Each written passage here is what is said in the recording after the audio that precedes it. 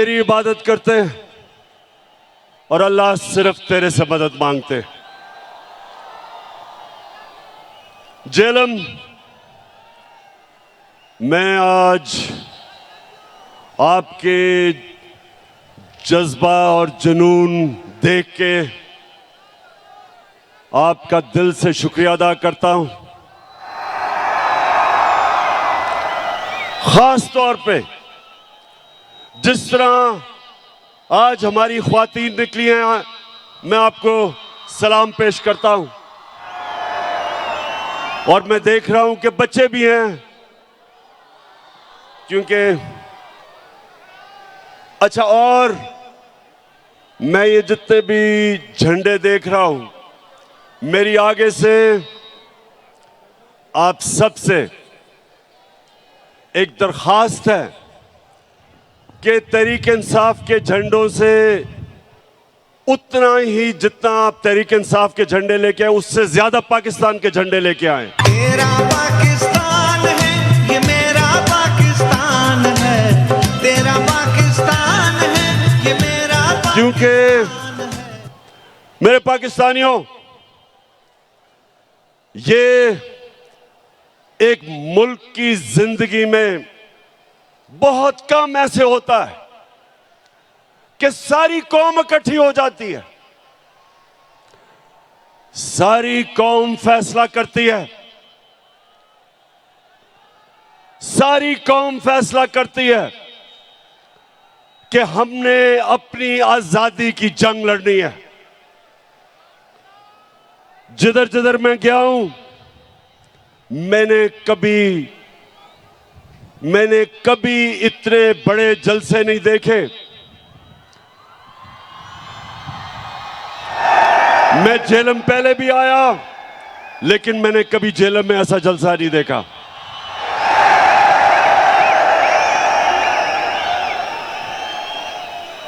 और जेलम, उसकी वजह कि अल्लाह ने हमारे पे खास करम किया है। नौजवानों, गौर से सुनो, कुरान में अल्लाह कहता है कि एक प्लान इंसान बनाता है और दूसरा अल्लाह बनाता है। जो प्लान बनाया गया था, साजिश बाहर से हुई। एक डोनाल्ड लू, अमेरिकी अंडर सेक्रेटरी, हमारे अमेरिका के सफीर को बुला के तकब्बुर में उसको हुक्म देता है कि अगर पाकिस्तान ने इमरान खान को अदम इत्माद में ना हटाया तो पाकिस्तान के ऊपर बड़ा मुश्किल वक्त आएगा। और फिर साथ कहता कि अगर पाकिस्तान ने इमरान खान को हटा दिया और चेरी ब्लॉसम को ले आए तो सब माफ कर दिया जाएगा। और फिर सारी साजिश होती है। यहां के मीर जाफर और मीर सादिक उसमें शिरकत करते हैं। 22 करोड़ अवाम का मुंतखब हुकूमत, वजीर आजम, उसको साजिश के तहत निकाला जाता है। और फिर जो असल इस मुल्क की तौहीन की जाती है कि मुल्क को जो 30 साल से इस मुल्क के बड़े बड़े डाकू जो इस मुल्क को लूट रहे थे, उनको ऊपर मुसल्लत किया जाता है। और इसमें अल्लाह एक करम करता है हमारे पे कि हमारी कौम की गैरत जगा देता है, हमें बेदार कर देता है। उस कौम की जो कौम ला इलाहा इल्लल्लाह के नारे पे खड़ी हुई थी, बनी थी, उस कौम की खुददारी जगा देता है। मेरे पाकिस्तानियों, जितना भी हम अल्लाह का शुक्र अदा करें वो कम है, क्योंकि हमारी खुददारी को इस मुल्क के करप्ट और गद्दार लीडरों ने खत्म कर दिया था। बाहर की कुव्वतों के सामने घुटने टेके, बाहर से डिक्टेशन लिए, खुद तो उनमें गैरत नहीं थी, कौम की गैरत को भी नुकसान पहुंचाया। तो अल्लाह तेरा शुक्र अदा करता हूं आज मैं कि तूने मेरी कौम को जगा दिया है। 26 साल से मैं कोशिश कर रहा था कि मेरे मौला इस कौम की खुददारी को जगा।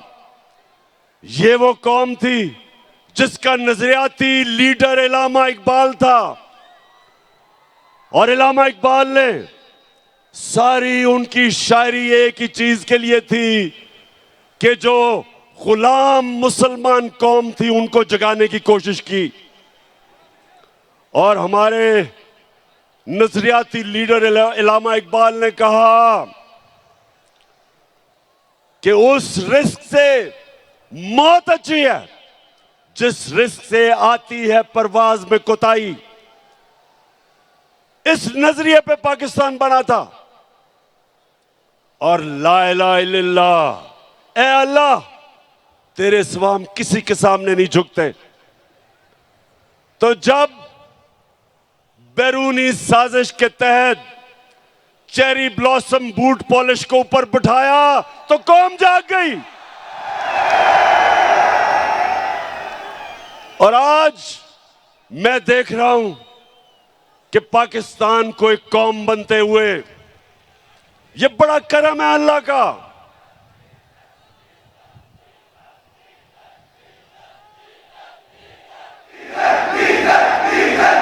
अच्छा, मैं जरा पहले बाकी बातों से पहले जरा डीजल पे आ जाऊं।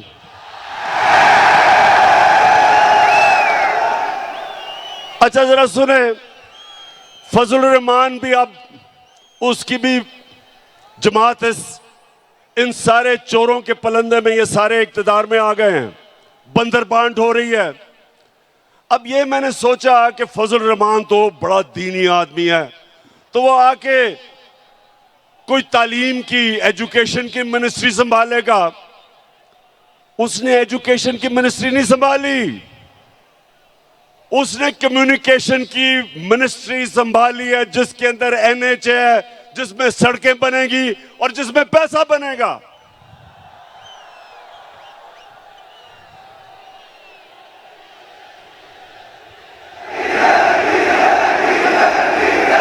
अच्छा, और पाकिस्तान, ये जरा, अब पाकिस्तानियों जरा सुने मेरी बात, सुने सुने सुने सुने। अब ये सारे, ये जो चोरों की कैबिनेट बनी है 60% जमानत पे हैं। किसी ने 18 कत्ल किए हुए हैं। शरीफ खानदान ने 40 अरब रुपए की चोरी का हिसाब देना है नैब में और एफआईए में। वो जरदारी उधर अरबों रुपए का उसने जवाब देना है, जो फेक अकाउंट्स में पैसे, एयान अली के भी उसी अकाउंट से पैसे जा रहे थे जिसमें बिलावल। अब जो मफरूर है, सुने नौजवानों, जो मफरूर है, जो सजा याफ्ता है, जो झूठ बोल के भागा है, जो अरबों रुपए की प्रॉपर्टीज में लंदन में रह रहा है, उसने सारी कैबिनेट को लंदन बुला लिया है। तो पाकिस्तानियों ये याद रखें कि ये सारे कैबिनेट लंदन जा रहे हैं आपके पैसे पे। ये अपने पैसे नहीं खर्च करेंगे, ये आपके पैसे पे जा रहे हैं। और वहां जाके मफरूर साहब को मिलेंगे, सजा याफ्ता कॉन्विक्ट, झूठा, बुज़दिल, हमेशा जब भी कोई मसला मुल्क से बाहर भाग जाता है, उससे जाके इंस्ट्रक्शंस लेंगे। ये है इस मुल्क की तौहीन, और इसलिए कौम खड़ी हो गई है, इसलिए सारे पाकिस्तानी खड़े हो गए हैं। सारे पाकिस्तानियों ने फैसला कर लिया है, सब पाकिस्तानियों ने फैसला किया है कि इंपोर्टेड हुकूमत नामंजूर। मैं इंशाल्लाह 20 के बाद आपको इस्लामाबाद दावत दूंगा। पहले मैंने सोचा था कि इंशाल्लाह 20 लाख लोग इस्लामाबाद में पहुंचेंगे, लेकिन जो मैं अब लोगों में फिर रहा हूं, अब वो नंबर चला गया 25 लाख पे इंशाल्लाह। अल्लाहू अल्लाहू अल्लाहू अल्लाहू अल्लाहू अल्लाहू अल्लाहू अल्लाहू अल्लाहू। अच्छा, अब चेरी ब्लॉसम कौन है? शायद बच्चों को नहीं पता चेरी ब्लॉसम कौन है। ये वो है कि इसका बड़ा भाई नवाज शरीफ और उसकी बेटी, वो फौज को बुरा भला कहते हैं और ये बूट पॉलिश करता है। इन्होंने बड़ा अच्छा एक कॉम्बिनेशन बनाया हुआ है, इनकी पार्टनरशिप है। और बड़ा भाई भी क्योंकि बड़ा बुज़दिल है, वो जब मुल्क से बाहर जाता है तो फौज को बुरा भला कहता है, और छोटा भाई जूते पॉलिश करता है। तो ये दोनों, इसने कोई कल इसने तकरीर की, जरा सुने। कहता कि इमरान खान फौज के बड़े खिलाफ बातें कर रहे हैं, हम इजाजत नहीं देंगे। शहबाज शरीफ, शर्म करो, कुछ तो शर्म करो। तुम वो हो जो मैं मीर जाफर का कहता हूं, तुम हो वो मीर जाफर। मीर जाफर वो था जब उसने सिराजुद्दौला, जो मुगलों का गवर्नर था, जब अंग्रेजों के खिलाफ वो लड़ा था, मीर जाफर ने उससे गद्दारी की और फिर अंग्रेजों ने मीर जाफर को ऊपर बिठाया, जिस तरह अमेरिकनों ने शहबाज शरीफ को ऊपर बिठाया। तुम हो मीर जाफर, और तुम्हारे इर्द गिर्द वो जो आसिफ जरदारी है, आसिफ जरदारी, तुम्हारा तो मैं ये कहूंगा कि जब गीदड़ की मौत आती है तो शहर की तरफ भागता है। मैं इंशाल्लाह सिंध आ रहा हूं और मैं अपनी कौम के सामने वादा कर रहा हूं कि सिंध को मैंने आसिफ जरदारी से आजाद करवाना है। जो सिंध के लोगों के ऊपर ये जुल्म कर रहा है, आसिफ जरदारी, तुम और वो जो तुम्हारा बेटा है, तैयार हो जाओ, मैं आ रहा हूं सिंध। जो तुमने सिंध को लूटा है, लॉन्चों के अंदर, जहाजों में भर भर के डॉलर्स तुमने दुबई भेजे हैं, मैं सब जानता हूं। तुमने जो पाकिस्तान से बाहर पैसा भेजा है, ये जो तुम आप आ गए ऊपर, मैंने तुम्हें कहा था कि मैं जब इक्तदार से निकलूंगा मैं ज्यादा खतरनाक बनूंगा तुम्हारे लिए। उधर तो मैं बंद था, ऑफिस में सारा दिन काम, वजन भी मेरा बढ़ गया, तो मैं तो इंतजार कर रहा था कि मैं अपनी आवाम के बीच में आऊं। और मैं अल्लाह का शुक्र अदा करता हूं कि जिस तरह मेरी आवाम मेरे साथ खड़ी हुई है, अल्लाह तेरा लाख लाख शुक्र है। पाकिस्तानियों, हिंदुस्तान ने क्या किया, जरा ये सुने गौर से। उन्होंने पाकिस्तान के खिलाफ प्रोपेगेंडा किया। उन्होंने 600 जाली उन्होंने मीडिया हाउसेस दुनिया में बनाए, और पाकिस्तान के खिलाफ प्रोपेगेंडा किया। इसको EU डिसइंफॉर्मेशन लैब कहते हैं। और आपको पता है कि उन्होंने किसको बाहर से प्रोपेगेंडा में किसको निशाना बनाया?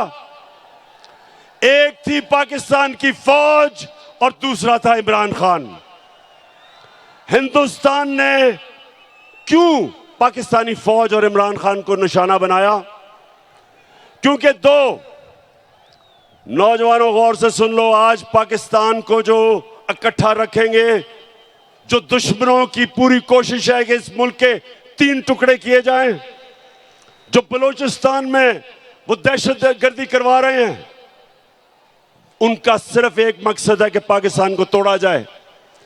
एक पाकिस्तान की फौज इस मुल्क को इकट्ठा रख रही है और दूसरा तहरीक इंसाफ, जो सारे पाकिस्तान की फेडरल पार्टी है, जो सारे पाकिस्तान की पार्टी है। और वो चाहते हैं इमरान खान और फौज के खिलाफ, इसलिए वो कैंपेन करते हैं कि उनको पता है कि इन दो के होते हुए पाकिस्तान नहीं टूटेगा। तहरीक इंसाफ वो वाहिद जमात है जो 10 दिनों में पेशावर में भी तारीखी जलसा कर सकती है,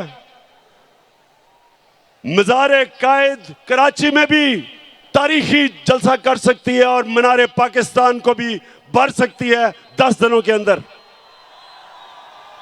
और आज झेलम में भी तारीखी लोग इस तादाद में आए, एबटाबाद में भी आए और मियां वाले में भी आए। वो सिर्फ एक जमात कर सकती है, वो तहरीक इंसाफ है।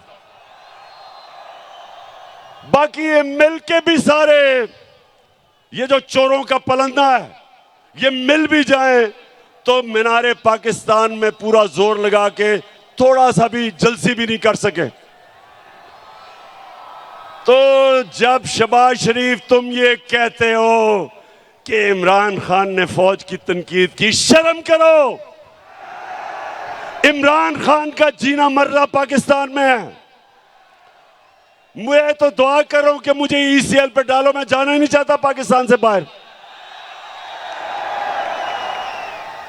मेरा 20 साल मैंने बाहर क्रिकेट खेली, प्रोफेशनल क्रिकेट खेली, पैसा बनाया, लंदन में फ्लैट खरीदा, सब कुछ बेच के मेरा सब कुछ मेरे मुल्क में है, जीना मरना मेरे मुल्क में है।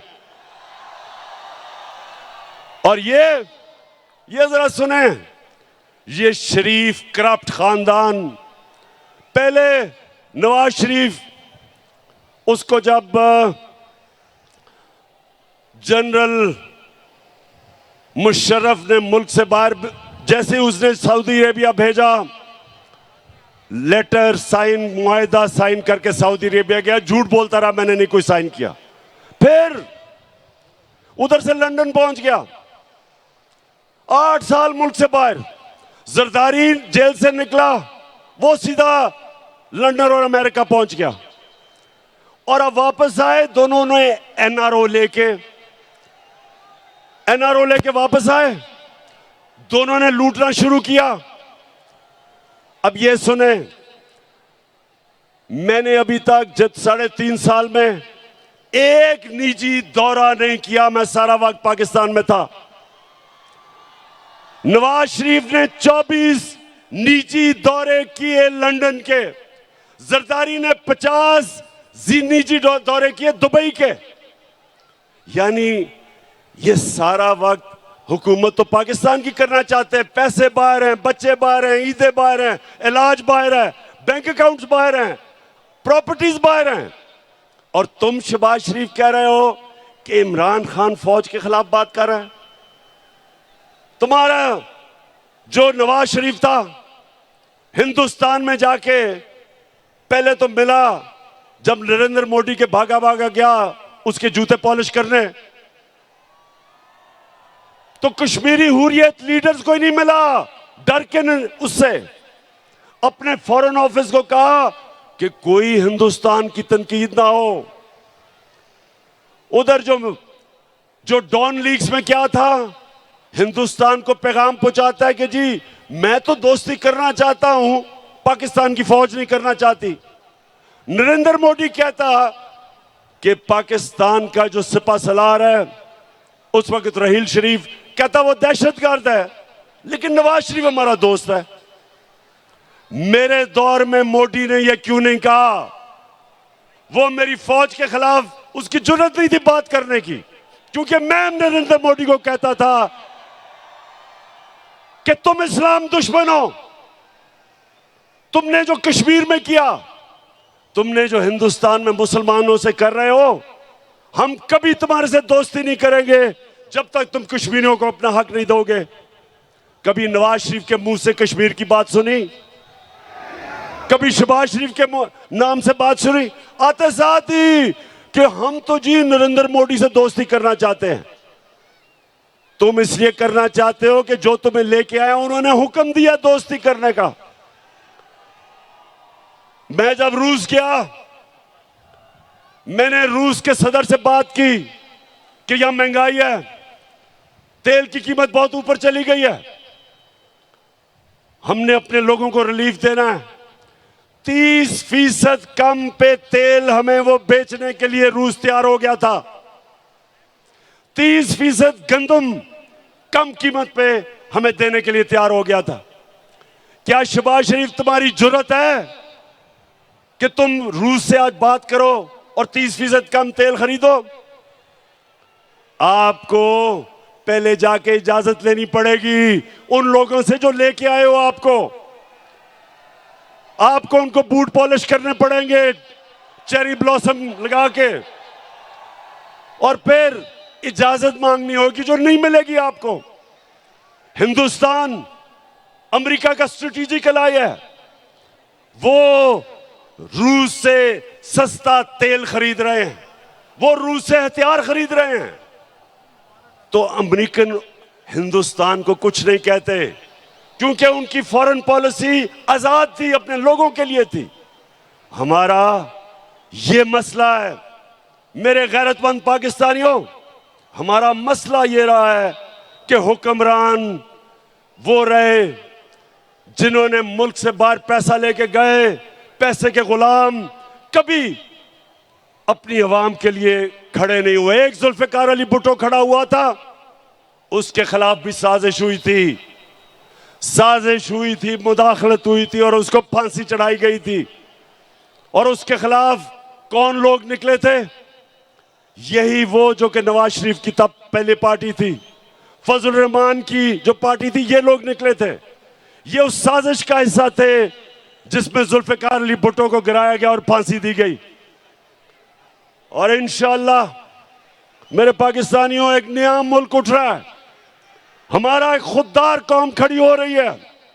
मैं ये अपनी ख्वातीन को देख रहा हूं, बच्चों को देख रहा हूं, सब निकल रहे हैं एक नए पाकिस्तान के लिए। मैं जो 20 तारीख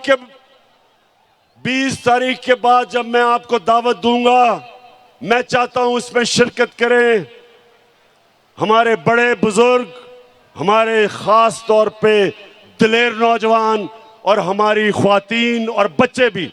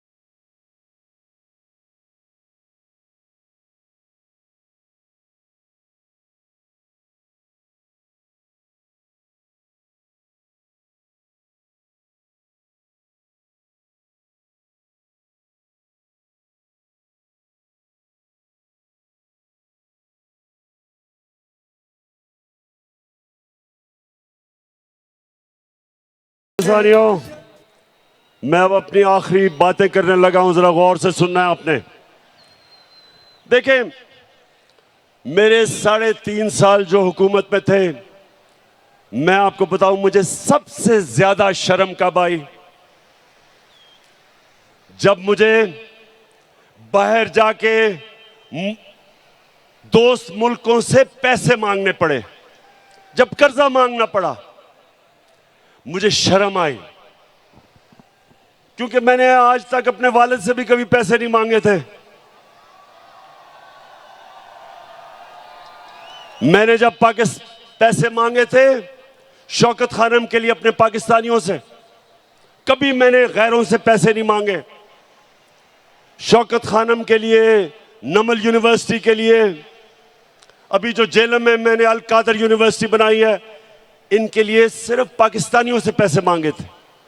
लेकिन जब, क्योंकि इन्होंने दिवालिया निकाला हुआ था मुल्क का, सबसे बड़ा हमारा बैरूनी खसारा था, मुझे बाहर जाके पैसे मांगने पड़े क्योंकि हमारे पास पैसा ही नहीं था अपने कर्जों की किस्तें अदा करने पे।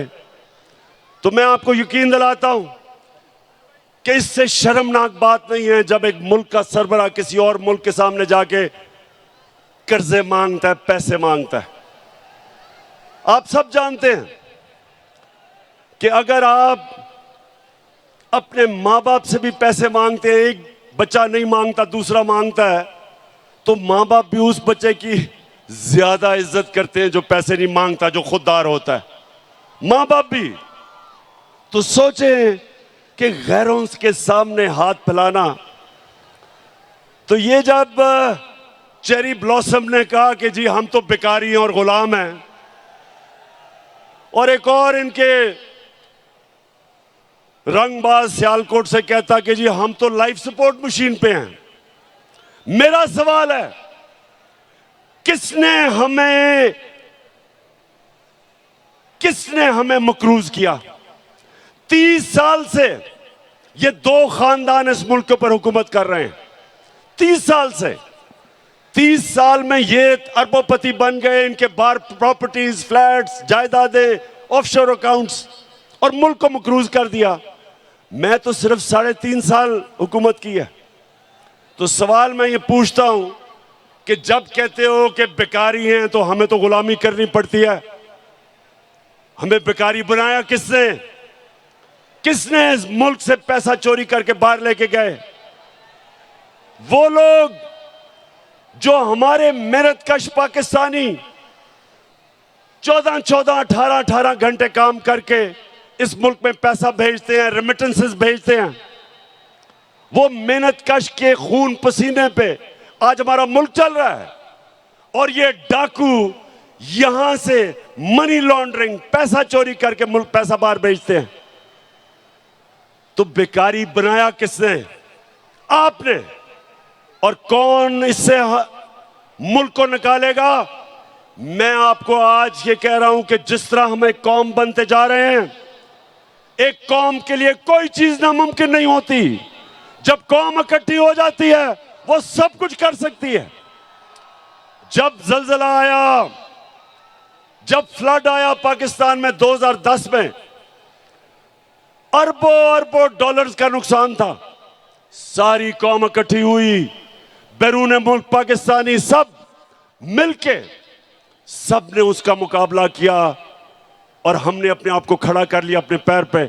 इसी तरह जिस तरह अब हम कौम बन रहे हैं, मुझे कोई शक नहीं कि पाकिस्तानी जिस तरह जब उनको यह पता चल गया कि उनका टैक्स उनके ऊपर खर्च होगा, ये कैबिनेट जा रही है एक मफरूर से मिलने आपके खर्चे के ऊपर।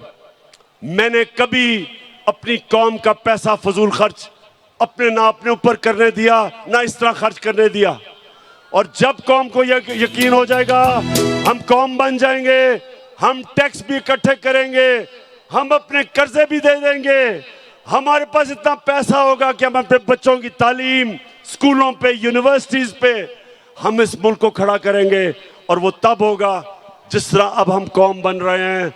और मैं इसलिए आज जेलम आया था, अल्लाह का शुक्र अदा करना कि मेरे अल्लाह आपने मेरी कौम को जगा दिया, बेदार कर दिया, शऊर पैदा कर दिया, खुददार बना दिया, कौम की गैरत को जगा दिया और इंशाअल्लाह 20 के बाद जब मैं आपको कॉल दूंगा, एक हमारी डिमांड होगी, इलेक्शंस करवाओ और इंपोर्टेड हुकूमत नामंजूर। पाकिस्तान अल्लाह अल्लाह अल्लाह अल्लाह